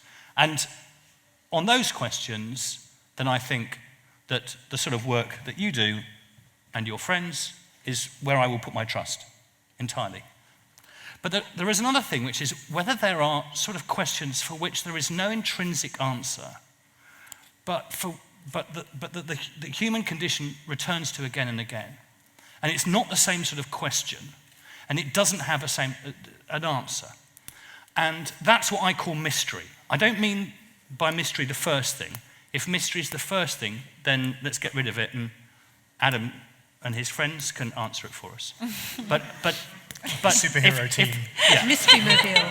But if there is something that's intrinsic to the human condition, that is never going to be answered like that we are constantly worrying about, that, what is the nature of love? What is the nature of, some of these big questions, for me, and the reason I talk about Wordsworth earlier, that actually I think, and let's just imagine a world in which religion is dead and gone. I will still be returning to the poets to help me with those questions, and not to the scientists. And so would I. And that's exactly right. So this is why we're not picking a fight. Maybe not so Wordsworth. there's something, no, I agree, Wordsworth is, I'm sorry about Wordsworth, but so there is a certain sort of thing that poets do, which raids on the unspeakable, something trying to get at. Now that's what I call mystery, which is a much abused word. And I, for me, religion's quite good at doing that stuff. Yeah. For all of its badness, it's quite good at doing that stuff, because it is a form of poetry that focuses on these things that will never be answered in the way that what we don't know can be answered. So does that make sense to you? I agree with you until that last sentence, because the implication of everything that you've just said, which I think is broadly correct, the implication of the last part of what you just said so eloquently is that it's unknowable. And it's not, the point I was saying earlier, and probably expressing poorly, is that these things are not unknowable using scientific discourse or using the scientific method. They may not provide the most interesting answer, and it may be that Wordsworth will always be, not Wordsworth, whoever you like, will be a more interesting way, a more relatable way of talking about things. I think where we differ here is that you seem to be implying that these things are fundamentally unknowable. They are agnostic. They are things that we cannot know. And I do not believe that there is anything that is unknowable. Okay. Right, I think we might have time for a couple more. Yeah, go on, lady. You'd be a there, dangerous waving fascist. The arm. And then I'll take the gentleman right there next to where you You'd be are. a very dangerous Yes, fascist. that gentleman, and then the lady with the scarf after that. Go ahead. Hi. I'm interested in this idea of dangerous, that we get into danger if we are too certain that we don't show enough humility. There's another form of danger, which is the Weasley words, or the Weasley statements, which are unfalsifiable. Unfalsifiable hypotheticals. So Wordsworth said he wandered lonely as a cloud. He didn't say he was a cloud. If he had written he was a cloud, he would have written bad poetry, and it would be also bad science. However, if he had said he was a cloud, he would be making a statement rather like what religious people say. I am the Son of God. Yeah. I am the last prophet of Allah. These are unfalsifiable hypotheticals which can never be disproven. They're highly unlikely. We can pour an immense amount of doubt on them. Many of these statements are self-contradictory, but we can't disprove them. And it's with these kind of statements that are dangerous, because authority gets in and states them as if they are facts. Do you think poetry is dangerous? I think poetry can be good or bad, and we can No, I argue. didn't ask you that question. Because you went from its unverifiability to danger. So let me ask you the question, do you think poetry is dangerous? I think there are people who think poetry is not poetry, it's actually a kind of truth. And I think that's also true for... me. I mean, people read Harry Potter and think he's an evil warlock and he ought to be poked. The people don't... it is possible for people to make category errors about poetry. Okay. But by and large, we know it's fiction. And it's useful, or it provides meaning, Okay. it really want to enriches keep our these lives, tight, or 'cause it we doesn't. want to pack some more questions in. So what was the question? The question is, do you think that these unfalsifiable hypotheticals are also dangerous? They're dangerous, okay, it's good. Because there's so much about, I mean, you teach the authenticity of text and things, don't you? And, you know, people believe there's a literal word of God. And some of these statements are written down 200 years after these people might have lived, so... Or more than that, yeah. Yeah, God didn't write the Ten Commandments with his finger, and Moses didn't write the Torah. David didn't write the Psalm. So in brief, are these things dangerous? People are dangerous. It's not things that are dangerous. Yes. People are dangerous. We all agree And I on think that, that's what I would say. No, some things are dangerous. What, like bacteria or something? Ooh, I like that one. No, I have to apologise because I had said this lady in second row was going to ask a question and I forgot to. Will you forgive me, please? Go ahead. As a humanist, I want to ask Giles a Can you theological... hold the microphone quite directly right into your face? That was better. Lovely. As a humanist, I want to ask Giles a theological question. I share his pleasure that the ordination of the first C of E lady bishop. But according to BBC News, the Archbishop of York is going to lay his hands on this lady, and they will therefore, the following week, not lay his hands on the next male bishop, because then the next male bishop won't be acceptable. Not the next male bishop, it'll be a bishop, a very traditional priest who has asked not to be touched by the What's same the question? I was going to ask for your comments. Your view on that? As a humanist, I share your disgust, if I presume disgust, at this situation. As a Christian? As a humanist, I said. Also as a Christian. But I also would class myself as a humanist. Definitely. Okay, thank you. Who's the other person I gave a microphone to? It's this lady here. I mean, obviously, I agree with you. We'll try and take a couple more and then we'll probably have to wrap. Depends how long everyone takes to ask. Go ahead. Thanks. To possibly slightly misrepresent something that Adam said, which was along the lines of science can tell us everything, I'd like to paraphrase an essay by a friend that was tackling Sam Harris's new book, which is about science can tell us everything about, for example, how we should behave, what we should do and what we should think, etc. And as an atheist and a scientist, do you really think that, and do you not think that ethics is a layer on top of science, and that science comes between some philosophical assumptions around to believe that science can tell us things, you have to accept some variation of utilitarianism and then move on from that? Do you not think ethics is separate from science? Do you really believe science can answer everything, and is there not this layer of ethics that actually is an important layer that sort of comes into anything you inquire into? No, it's a fine question, and if I haven't represented myself correctly so far, then I ought to try and clarify it. Now, I don't think there is anything that is unknowable via the process that we call science, but via the scientific method. As I've said already, that doesn't necessarily mean that those are the most interesting answers to those questions. Is Chelsea going to win the championship? Yeah, what about time travel? No, there's nothing that's unknowable. Is Chelsea going to win this year? I didn't say I know the answers. You're looking at me like I'm a banker. banker. Is it unknowable or is it knowable now? Well, we can make predictions. No. You said there's nothing that is unknowable. I'm asking you if Chelsea's going to win this year. You're asking me a metaphysical question. You said there's nothing that's unknowable. I'm just like trying to... Hold on a minute. But that is not to say... I mean, this is why this argument gets characterized as being science is arrogant, because people like me say things like that, which are unnuanced. No shit, Sherlock. Is it like, it could be knowable if you had the help of fifth dimensional beings or something? Like Oh God, I know what you're doing here. To drag it back, for example, Samira said about eugenics and Nazism and said something along the lines of science was bad in this case. I would argue that's nothing to do with science, really. Science was used by people with weird ethics to do bad things. Yeah, exactly right. Equally, though, I would say that, again, it's an example of the fact... I don't think we often try to couple ethics and religion, and I find that quite difficult anyway. I think that we're actually quite capable of being... I mean, what is this ethics thing anyway that we talk about? Well, that's a big part of the Basically, humanist argument, isn't it? That this idea that ethics only comes from religion is something that's been challenged very strongly by humanism, that it's about being human. There are no ethics in the Bible, for example. No. There's no ethical theory or ethical debate or ethical argument or ethics per se in the Bible at all. Completely agree with that. Yeah. Like, it's not an ethical book. No. It's amazing how people reduce religion to ethics. I think it's an extraordinary thing that people think. I think that's probably happens where, I think there's a political thing that happens, is where people look for a use, a political justification, Yeah. political use, and they say, well, it's ethical. I don't think it's got, I think it's got very little to do with ethics.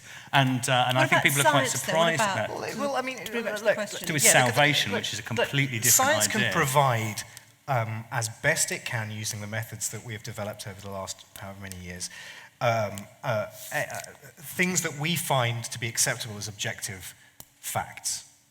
Right? They should be, and I say should be, and I stress should be, they should be neutral. They should be morally and ethically neutral. And I recognize that these things do not happen in a moral or ethical vacuum. However, in principle, knowledge is moral free. What?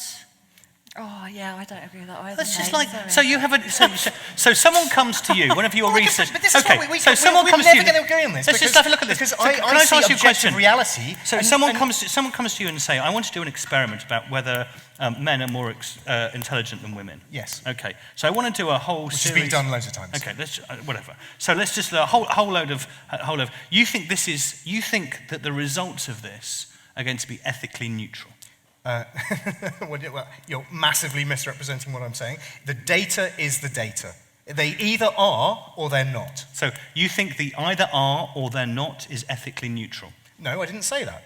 I said the data is neutral. You did say that. Wouldn't a different you did example, say maybe a more useful wait a minute. example. If the answer to that question is women are less intelligent than men, right? If that is the answer, if by every objective means we have at our disposal, the answer is women are less intelligent than men by any measure of intelligence, which is an incredibly complex thing, and we don't have, we have some measures of intelligence that are acceptable. If the answer is women are less intelligent than men, is that true or not? No, I'm not asking about truth. We're not talking about the truth. Right. I'm saying to you, is that morally neutral? That's for us to talk about. No, but you said it. You said there is an objective truth in the answer to that. So you said it is all objective truth is morally neutral. Okay. I'm saying to you, you've conducted that experiment, you've come to a conclusion, you're publishing your conclusion tomorrow in the newspapers. Do you think that the conclusion that you publish, one way or the other, is morally neutral? It is not morally neutral. The data is morally neutral. It has to be morally neutral. You look like you've been punched too much. Your eyes are going over. You know it's not. You know it's not morally neutral, mate. You really don't. I have to remain faithful. Absolutely, I have to remain faithful. What does this sound like? Blimey! What does this sound like? I don't know. Shut up, Vicar. I have to remain faithful to the objective facts. This is a creed you're saying now. You know it's not true. You know that is a political statement, whatever, and a moral statement. Whatever you do with it, it's morally valent. It is not morally neutral. All right. Just for a second, let me accept what you've just said about it not being morally neutral and it is politically weighted. I did have a point. Are you suggesting that we either don't do that experiment? No. Or that we censor the results? I know, I haven't got a view on those, and they're obviously very difficult questions. The question might be, is the answer knowable? Well, of course, that's another thing, but you're talking about these things that are A, knowable, everything's knowable, so there's an answer, and it's knowable, and you think it's just entirely neutral. It's just The so data has to be naive. neutral. It's so naive. To be fair, The he's data has saying, to be neutral, or else it's not data. It's opinion if it's not neutral. No, but to be fair, he's saying the data is neutral, but I think your point is that the experiment itself might not be neutral, and that's what shifts, culturally and socially, the experiment we is. know this. We know this from the history of science. You brought up genetics at the beginning. The guy who created genetics, the guy in whose lab I worked, Francis Galton, he came up with what we regard as objective truths and objective facts to do with intelligence as it relates to race and heritability. His motivations for doing that were because he was a massive racist and a massive sexist. Does that mean that the facts that he elucidated using the scientific method are they morally neutral? The motivation for doing it was not, but the data is neutral. Took a long time for that. That was one of those question time ones where someone's thinking, I'm really quite uncomfortable with that. Has anyone got a nice simple one that maybe is a bit fun? Who's got a fun question? I'm going to take fun. Then. You've got a fun question. She's like a climate change researcher, and it's not going to be fun. Tamsin. No pressure. So I'm a scientist. I'm going to disagree with Adam in some ways, and I'm going to defend science, hopefully with a bit more clarity. Sorry, Adam. From you, I accept that. I think there's been a lot of woolliness over this word knowledge and knowing, right? So information from science is evidence that either supports or doesn't support a particular hypothesis, right? A poem is knowing in a different sense of the word. A poem is not evidence for or against a hypothesis. Exactly right. And this thing of, who's going to win a football match, that again is not evidence to support a particular, the hypothesis that Arsenal is good, whatever. But, there are different forms of knowledge, and there's been a lot of bandying around of knowing this and knowing that. The other way in which I'm going to disagree with Adam is I'm a Bayesian, so I think science is subjective. So there we go, that's my fun point. Until you said the bit about Bayes, then I was about to suggest that's why Tamsin should be on stage here rather than me, but then she blew it with Bayesian statistics. No, because the decisions that scientists make every day are subjective, and the statistical tests that you perform are subjective. Still got a question to end with. Right, let's take the lady near the very, very back there. That I applaud. Yes. Yeah, the lady with the glasses.